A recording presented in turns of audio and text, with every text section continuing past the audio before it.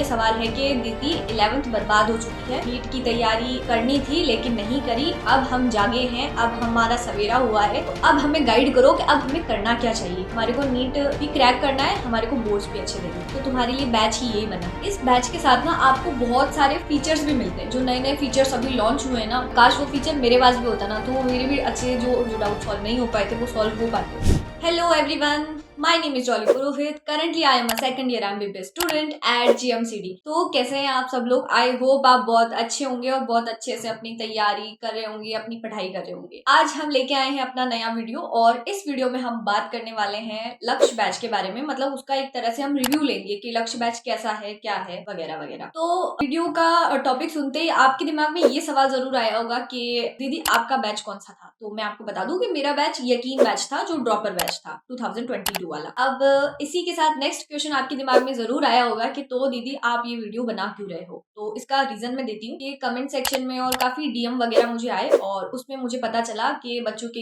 ये सवाल है कि दीदी 11th बर्बाद हो चुकी है, नीट की तैयारी करनी थी लेकिन नहीं करी, अब हम जागे हैं, अब हमारा सवेरा हुआ है, तो अब हमें गाइड करो कि अब हमें करना क्या चाहिए। हमारे को नीट भी क्रैक करना है, हमारे को बोर्ड्स भी अच्छे देने। तो इसी वजह से इसी चीज का सॉल्यूशन लेके मैं इस वीडियो में आई हूँ और मैं इस वीडियो में आपको इसके बारे में बताऊंगी कि आपको अब क्या करना है। सबसे पहले आता है फर्स्ट पॉइंट, हमें ये बैच क्यों लेना चाहिए। तो अब भाई तुम्हारी 11th बर्बाद है, फिर भी तुम एम कर रहे हो कि नहीं हमें नीट फिर भी निकालना है, तो तुम्हारे लिए बैच ही यही बना है। तो कोई ऑप्शन नहीं है आपके पास। अगर आपका 11th बर्बाद है तो सबसे सेवियर बैच है आपका लक्ष्य बैच, ठीक है। इसके एडवांटेज क्या है वो मैं आपको अभी थोड़ी देर में बताती हूँ। तो अब आप यूँ सोचोगे कि हमारे इस बैच को लेने के फायदे क्या क्या है, एडवांटेज, हम क्यों ले ये बैच। तो इसके एडवांटेज मैं बताती हूँ। सबसे पहला एडवांटेज तो ये है कि 11th तो बर्बाद है ना तुम्हारा, फिर ऐसा है कि तुम 12th में आए हो, तो इस बैच का फायदा ये है कि 12th के साथ साथ आपको 11th का रिवीजन भी करवाएंगे। सबसे पहला फायदा तो ये रहा। सेकंड फायदा एडिशनल क्वेश्चन प्रैक्टिस और लास्ट के जो वन शॉट वीडियोस होते हैं वो तुम्हारे को मिलते हैं। अब हमारा है तीसरा फायदा। तीसरा फायदा ये है कि मतलब कुछ बच्चे ऐसे होंगे ना जिनकी नींद बाद में खुलेगी, वो 2.0 3.0 जो आगे वाले वर्जन आएंगे ना वो लेंगे, उनसे तुम फायदे में हो। मतलब ऐसा है कि तुमने हार्डवर्क करना पहले से स्टार्ट किया है तो ऑब्वियसली तुम्हें फल मिलेगा। फल कैसे मिलेगा? उन बच्चों के ऊपर बहुत लोड रहेगा कि स्कूल भी जाना है, हमें नीट की तैयारी भी करनी है, तो हमें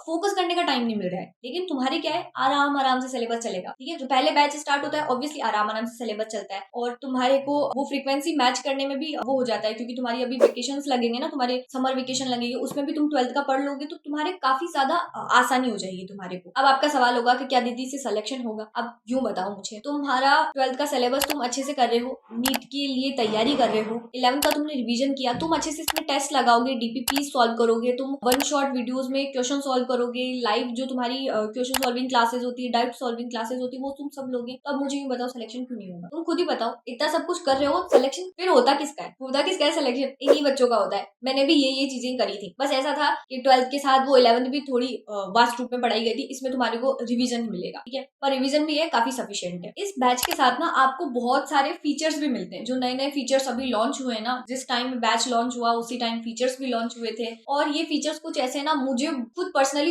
एक फीचर तो इतना अच्छा लगा है, सबसे पहले मैं उसी के बारे में बताऊंगी। और वो फीचर है PW लर्निंग ऑस वाला। मतलब ये फीचर ऐसा है कि इसमें सारी जो आपकी डिस्ट्रैक्टिंग एप्स जो होती है उनके नोटिफिकेशन बंद हो जाते हैं और ये वीडियो देखते ही तुम्हारे को अपने मोबाइल में वो ऐप इंस्टॉल कर लेनी है और जब भी तुम पढ़ने बैठो ना, उसमें तपस्या मोड ऑन करो और तुम्हारा जो टाइम है वो सेट करो और अच्छे से एकदम बिना डिस्ट्रैक्ट हुए पढ़ो। जो AI जो डाउट सॉल्विंग वाला जो है ना, AI गुरु, बस फीचर है। अगर मतलब उससे तो मुझे बहुत जेलसी होती है, काश वो फीचर मेरे पास भी होता ना, तो मेरे भी अच्छे जो डाउट रह गए थे, जो डाउट सॉल्व नहीं हो पाए थे, वो सॉल्व हो पाते। इतने सारे अच्छे अच्छे फीचर्स मिल रहे हैं, इतना अच्छा सा बैच मिल जाएगा, तो क्या करना है, बस पढ़ना ही तो है यार बच्चों। तो लास्ट पॉइंट बच्चों के दिमाग में ये होगा ना, क्या सफिशिएंट पढ़ाते हैं? तो इसके बारे में तो कोई दो राय है ही नहीं। 12th का बैच है तो ऑब्वियसली ड्रॉपर से तो थोड़ा सा ज्यादा पढ़ाएंगे ही सही। तो सफिशिएंट तो यही होता है ना। सिलेबस की सफिशिएंसी आप खुद चेक कर सकते हो कि NCERT आती है ना एग्जाम में, नीट के एग्जाम में उतना पढ़ा रहे नहीं पढ़ा रहे, खुद देख सकते हो। और मैं खुद ये गारंटी देती हूँ कि सफिशिएंट पढ़ाते हैं, टीचर्स अपना बेस्ट देख के पढ़ाते हैं। बस ऐसा होता है कि बच्चों